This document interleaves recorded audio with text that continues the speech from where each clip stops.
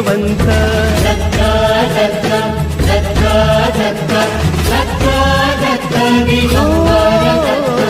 अवधूत चिंतन गुरुदेव दत्त गुरु आमचा तू आम्ही भाग्यवंत नसे जन्म मृत्यू नुरे काही खंत न प्रारंभ मध्य नसे काही अंत